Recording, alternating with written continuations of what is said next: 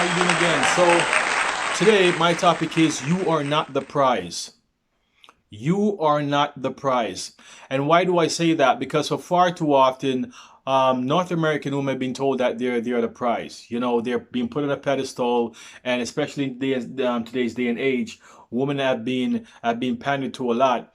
And what I say to that is that that's basically a lie because the situation is this: there's far more women on this planet than men. Because if every man in the planet, or let's say every man in North America, gets into a monogamous relationship, there'll be millions of other women that are going to be single and don't have a man.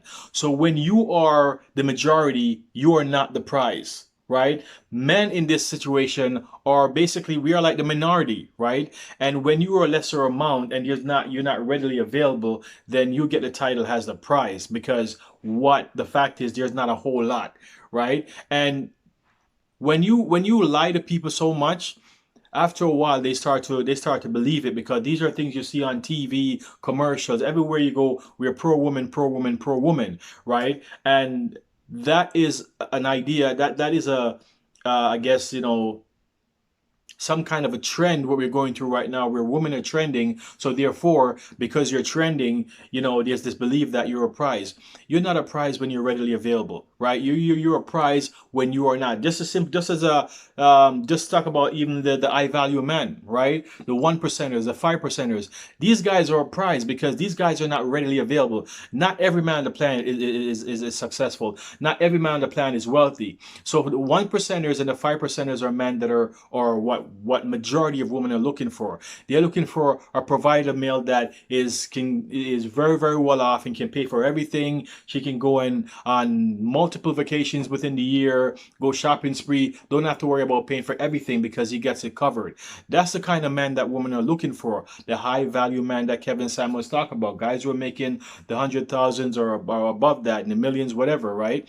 And those guys are, obviously they're called high value, but at the same time, these guys are, rare, right? So these guys, when a woman finds out a guy is really, really wealthy, she treats him differently, right? Because you can have a room full of men, and in that room, there's a lot of tall, dark, and handsome guys, but there's one guy who's short, fat, and bald, right? And if every woman initially they're gonna go for the tall guy who's tall and handsome, right? But when she finds out he's broke, then she's gonna move on until all of a sudden the guy who's short, fat, and bald is the one gonna leave more with all the chicks because he has the money because money makes man attractive. And on the other side of that token, money make women unattractive. A lot of women have this idea that because they have money, they can attract, successful guys or wealthy guys, right? In business that works because in business money attract money, but in relationship it's the complete opposite because one thing we as men know, no matter how rich or broke or wherever you are, as men we know that a woman money is her money. That's it, right? Take for instance Oprah and Stedman. Oprah has been with Stedman for so many years, but up until this day, she haven't married the man. Why? I think my personal opinion is Oprah fears that she's going to lose her money marrying to Stedman, right? Or Stedman's going to get half if it goes sideways. So she's protecting herself, keeping this guy around, and she's never going to marry this guy, right? And this is the thing: when women have money, it's their money, right? It's not considered as our money. But when man has money, it's our money because a man is the one that's expected to provide and pay the bills and keep the family in a home and keep everything together. So when a man makes money, it's our money, right? When a woman makes money, no, it's her money. She'll probably take you out on a date and buy you something nice, but don't think a woman's gonna feel good to be paying for you all the time because after a while you become like a second or a third or a kid and you lose that respect because North American women respect you and value based on how much money you are, not the person you are. Women don't give a damn about your character. They don't give two shits about your content of your character. What's the content of your bank account? And if your bank account is really, really, really nice, then I can consider being in a relationship with you. But if you're broke, you could be tall and handsome, have a six pack ab. I will mess around with you for a while, but I'm gonna drop you like a bad habit because, and in their mind, I can't start a family with a guy like that. And this is where even sometimes they miss the mark because even the average guy who works a 9 to 5 job, maybe making $40,000 a year, not even those guys don't want to be in a relationship with. And that's why a lot of successful, wealthy women Nine times out of ten are going to die alone because rich men don't want rich women. Rich man will just basically, you know, have sex with a rich woman and then be done with her because he knows himself that, to work to be successful, you have to become a different type of person, right? And sometimes the ego gets plays into the mix, right? And a working woman who's wealthy, is a woman that's highly masculine, right? Because she's in the working force, she developed a certain kind of behavior. And if she's been like that over a certain period of time, she's not going to change it overnight because you're in a relationship with her, right? The bottom line thing is most wealthy men know that wealthy woman would not be a smart choice in terms of having a relationship with because she has an ego that comes with it. She have a belief that comes with it. And like they said, you have old habits, she have old habits and old behaviors that she's going to, over time is going to play out in that relationship. And because most successful financially well-off men know this, they stay away from women who are successful because they know it's going to be a headbutting because she's going to probably be an alpha or a masculine female and it's going to be a lot of headbutting, and a man who's successful don't want to come home to that, right? And that's why the waiters and the bartenders and girls that are doing jobs that's barely paying them jack shit, those are the girls that end up scoring these guys. Because remember, and a lot of people might not want to talk about this, but look at OJ Simpson and Nicole, right? OJ Simpson at that point in his life was a high value man. He had a lot of stuff going on. He was the face of Hertz. He had money. Like OJ was well to do, right? He met Nicole. Nicole was a waitress at a restaurant.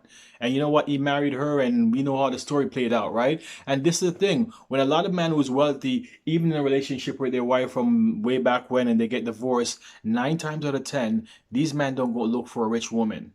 These men look for young, attractive, pretty, feminine girls who are very, very coachable and open to be submissive. A lot of these rich women talk about, or some of these women talk about, oh, I want a rich guy. When he's rich, then I'll be submissive. To be honest with you, submissive and to be submissive and to be feminine is not a switch you can turn on. You're either it or you're not, right? And majority of North American women are masculine, and most of them are not willing to be feminine. They think, come with the money and then I'll do that. And it's not a balancing act. You have to be that. You either have to be a feminine woman, you either have to be a woman who's submissive, but you can't be masculine and end up with a guy with money and then, okay, I'm going to become masculine. It doesn't work like that. You are who you are, right? So don't make any, don't confuse the thing about, he has to get rich or have to take care of stuff, or he has to know. Nobody has to do nothing. You either are or you are not, right? I am black. I can't change that. I can't say end up with a white woman and try to be white. It's not going to happen. I am who I am, right? And this is the point where a lot of women are not realizing you are who you are, and you're not going to change overnight because you're dating a rich guy. You're not, right? And then at that point, he can decide if he wants to continue the relationship or not, right? So this thing about women being prized, you're not the prize. You are not the prize. No woman in this planet are the prize because you are the majority. And when you're the majority, you're not the prize, right? Who's the prize? The minority, the ones that are not a whole lot of. Because like I said, every single man on this planet get into a monogamous relationship, there are going to be millions of women that are going to be single because that's the way it is, right? So when you start thinking about yourself as a prize, what makes you a prize, right? What makes you a prize? And then a guy who's a prize, what does he look like? Do you have the values to stack up with that? And if you haven't done any types of work on yourself and you're a single woman, that means you're not the prize. You can't be single and are the prize. It doesn't make any sense. It doesn't pass the common sense test, right? So the main thing is take a look at yourself and understand this. In this life and in this time, women are not the prize. You're not the prize. Right? You can be special to someone, but those are certain things that you have to work on to actually be in that place. So this whole idea that women are the prize, no, you're not the prize. Yes, you can have the child, but it doesn't make you the prize. Okay, so that's a little message here to burst your bubble for those who are living on a high horse and think that no matter every man is below them. That doesn't work out that way. You don't get the prize because you call yourself the prize or because you feel like you're the prize. You get the prize because you deserve to be the prize. Okay, so that's my topic today. And if you have any comment, drop in the comment section below. And as always, folks, I will see you on the next video.